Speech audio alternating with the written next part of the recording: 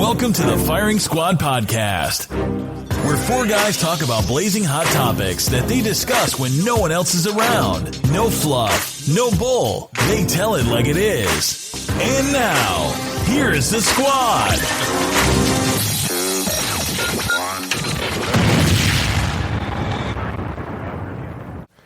All right, fellas, we are live. Yo, what's up, people? This Ham. We back at it again with the Firing Squad. We got Lance on the line. We got Roper. We got Lyles. We got Mike. And that's about it, right? And so Kanye's sick. Mike is happy about it. And we have a special guest. So let's do that. All right, so since our last podcast, we have had some updates what's going on with Kanye. So first thing people started talking about was his mother. It's actually around the anniversary that she passed away in 2007. So that probably has something to do with what's going on with him. Then he canceled the remaining dates on his St. Pablo tour. And then, now the latest is that allegedly he checked himself into a hospital. So obviously there's some things going on with this guy. Creep One kind of called it. Allegedly, he might be kind of crazy. I don't know. We gotta wait to see. Say mental health. He don't want to say it. He don't want to say it. Say mental health. You got to say the word. The problem with the black community. They want to deny the mental health issues, man. They want to deny it. We got to see what happens. So I don't know. But real quick too, I also will say that there are some other crazy people out here because I'm just 2-3 episodes in with you guys, and I'm starting to feel the heat already. Because my wife started listening to it, and she was like, "Oh, I heard you talking about Beyonce. Don't you say nothing bad about Beyonce." Don't come for the high, bro. And I'm like, what? I'm like, what is this? I'm like, the Beehive. The Beehive already coming for me. So if anybody's crazy, it's the Beehive. I'm talking about Beehive. The Beehive. They are. The Beehive is an extremist organization. It really is too. They got to be stopped. Yes. They are borderline terrorist organization. And they don't even they don't even vet out their victims, man. They just attack like reckless abandonment. Rachel Ray? Yeah, they thought she was Becky. Man. Is that Rachel Roy? Right there. One letter. They was in. I don't want no problem with the Beehive though. Yeah, you're right. I don't want no problem with them. I don't want no problem with the Atlanta PD. No problem with the LGBT. Like that's how I feel about Beehive. Like I don't want no problem with y'all. I feel like they'll praise Beyonce before they praise God. They'll support Beyonce before they support their husband. For real. So these are unstable women, the same way Kanye might allegedly be unstable, and I don't want no problems. I got love for Beyonce. I love her. She's dope. The Beehive, y'all might even check yourself into the hospital, but no, Randy, hey, I got to ask Roper a question too, and this is Beyonce or Rihanna? You said Beyonce or what? Or Rihanna? Rihanna.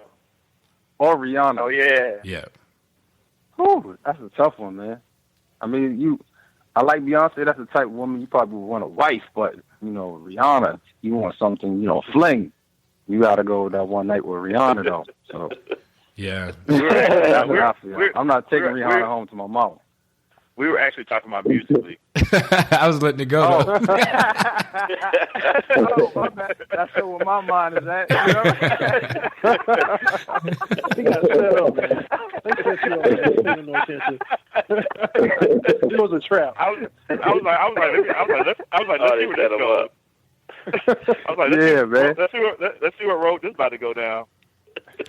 But anyway, moving right along. Back to Kanye's crazy ass.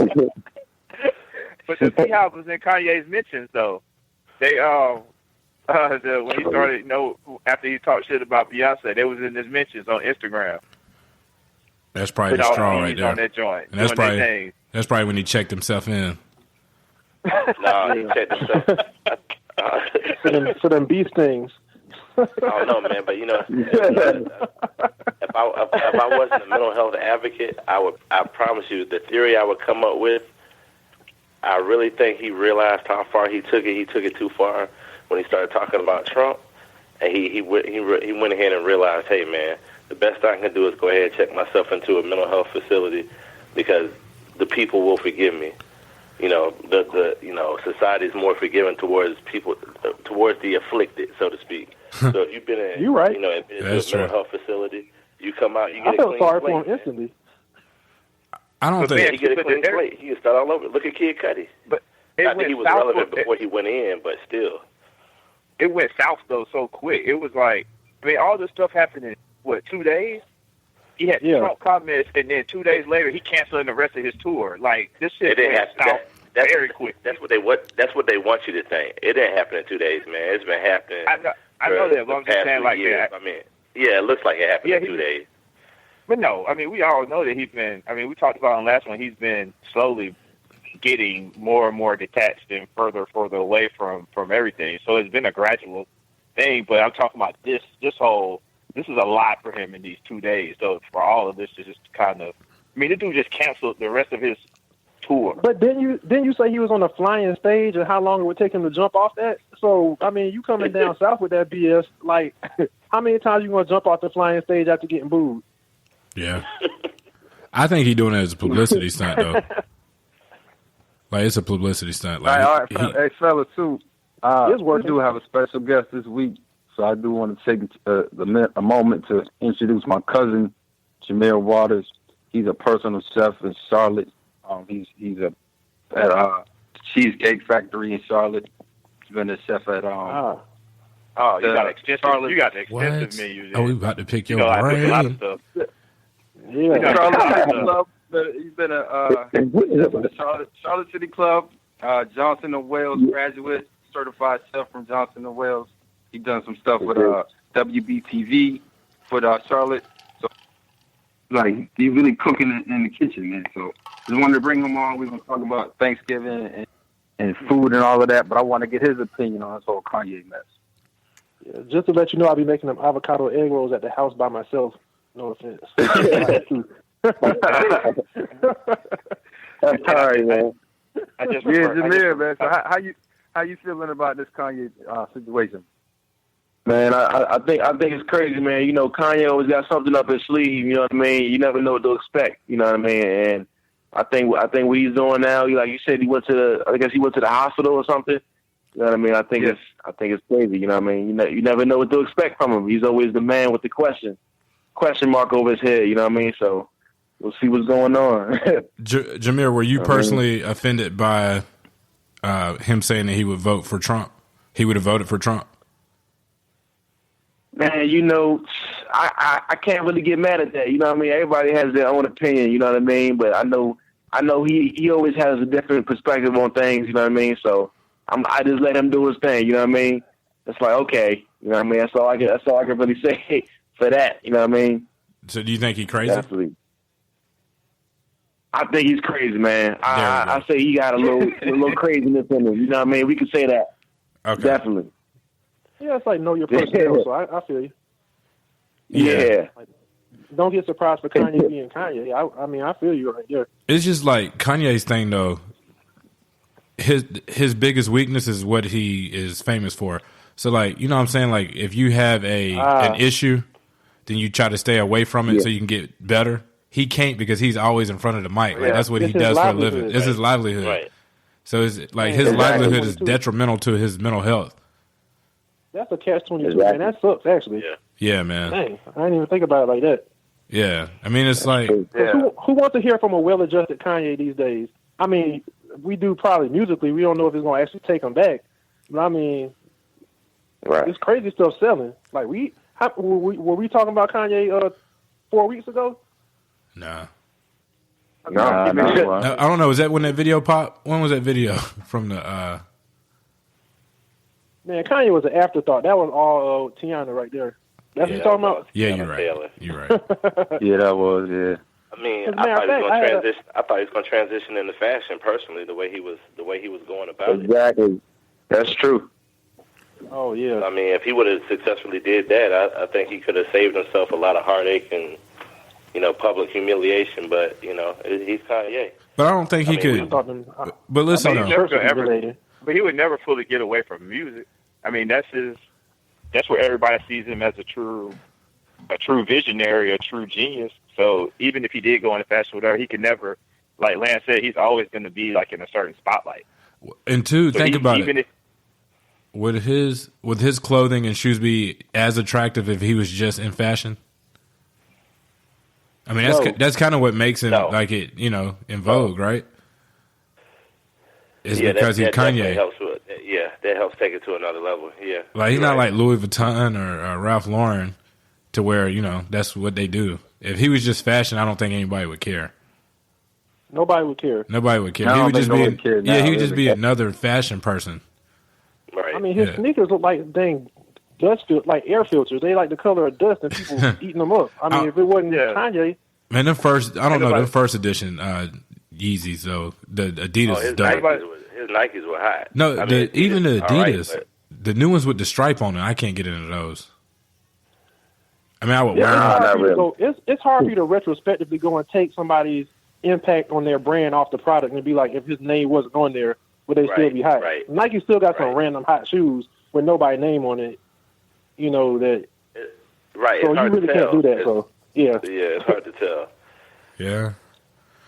Well. But either way, we praying for the fella, man. We hope he bet. We hope. Yeah. At the end of the day, man. Yeah. And we praying for our homeboy Skeezy too, man, because he had it. He acting like his best monkeys died now, man, because that concert been canceled. So, and Brother McLaughlin, he blowed too. Yeah. Shout out to Skeezy. That's trying to use man. Shout out to Skeezy. Keep your head up, brother. Keep your head up, bro. McLaughlin is trying to use chicken heads. You need to go to Instagram, hashtag the Pablo Tour, and then just watch the videos from the other cities that he did perform in, and piece together you a concert. You can call Carlton and get a full report, man, because he went and was raving about it too. So Carlton was throwing that shade too. He was throwing shade. Steve, if you listen, man. Steve, if you listen, go ahead on Instagram and try to find some clips. Put your Apple TV on mirroring so it'll come up on your big screen and cut the lights out.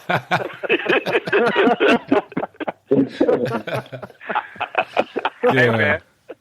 Hey, and don't sit and wallow. Don't sit and wallow in pain and pity by yourself, man. Reach out to some real bros, man. Yeah. We out here. Hey, we out here, man. And since you about to get that credit back, go ahead and just splurge on that money since you already spent it in your mind anyway. Just buy something you really want, man. Don't let this be an anniversary in your life. What day is this? So we know we need a hug on the 21st every year. Yes. Buy something you really like, man. Something that you always wanted. That you're gonna get that money back. Yeah. All right, fellas. Y'all want to? So obviously Thanksgiving. We're rolling into Thanksgiving. Let's do this. Let's get it. All right, cool. Well, yeah, I asked my cousin to get on, Jamir, since he's the personal chef, just to kind of talk about Thanksgiving, because he does a lot of the cooking on Thanksgiving for the family and stuff like that. So, Jamir, just first of all, what made you get into want to become a chef? My grandmother's always cooked, you know what I mean? And I used to always go down there in Charleston every summer, and I definitely got inspired from her. She had her own farm, and you know what I mean? So just being around that is definitely what is inspiring for me to cook, you know what I mean? Using fresh ingredients off the farm, and you know what I mean? Ever since I was just small, you know what I mean? Little, I love to cook, so. That's the thing. I think for you truly have to have a passion to cook, because I hate cooking. Like if it's something I really want. Yeah, definitely, man. So, Jamir, I have a question for you. Well, go ahead. Lance. Okay. I got a question after Lance. You go first. You go first, Lance. All right. So my question is: now that you are a professionally trained chef, right? What going into Thanksgiving? As a professionally trained chef, what's the differences now? Like, what do you appreciate? What do you kind of you throw out your training and it's just it's Thanksgiving. You're just supposed to, adhere to norms. Yeah. Yeah, I mean, it's always a upgrade of the meals. You know what I mean? You get exposed to so many different foods. It's like you can do mac and cheese and yams. You know what I mean? Or you can do a pumpkin spice yam, you know what I mean? There's something, this kind of brings things to a different perspective, you know what I mean, when it comes to the foods that we make. You're like, why not, change it up a little bit, put a little different twist on things that we usually like to eat on Thanksgiving, you know what I mean? So that's usually what I like to do when I'm in the kitchen on Thanksgiving, you know what I mean? Just try to change some of the menu items up.